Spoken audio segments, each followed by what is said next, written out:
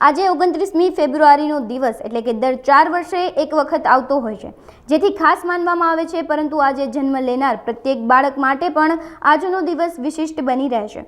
ગીર સોમનાથના વેરાવળની ખાનગી હોસ્પિટલમાં આજે એક સાથે 5 બાળકોને જન્મ લીધો છે, જેથી આજનો દિવસ હોસ્પિટલની સાથે આ બાળકો માટે પણ ખાસ બની રહ્યો છે. રવિ ઝાલા છે, હું MD ગાયનેક છું.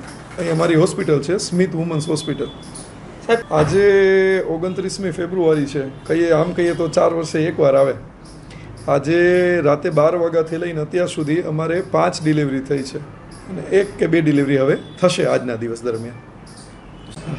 હવે જનરલી તો એવું છે કે 29 તારીખથી ડિલિવરીવાળા બધા તો ભાગતા જ હોય છે કે ભાઈ 29 તારીખ ન આવી જોઈએ, પણ આ એવી વસ્તુ છે કે ડિલિવરીમાં તમે એને કોઈ પણ વસ્તુમાં તમે એને પાછળ ન કરી શકો, આગળ ન કરી શકો. કુદરતી પ્રક્રિયા છે, પણ દે આર સ્ટીલ હેપી કે ભાઈ 4 વર્ષે એકવાર કરશું, 4 વર્ષનો એકવાર મોટો સેલિબ્રેટ કરશું. એ રીતના પેરેન્ટ્સની હવે મન વાળી લીધા છે પેરેન્ટ. આજે થયા છે, આજે મારે 5 ડિલિવરી થઈ છે. 5 બાળકો સરસ છે, માતા પિતાની બાજુમાં છે અને 3 પેશન્ટ તો સવારે ડિસ્ચાર્જ પણ થઈ ગયા છે.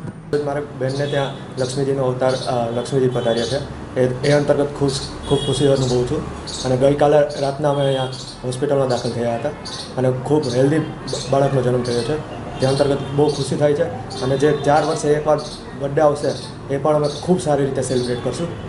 અને ઝાલા સાહેબનો અને ખૂબ તેમના સ્ટાફનો ખૂબ આભારી છું કે જે તેમની સુવિધા અને સેવા આપવા બદલ.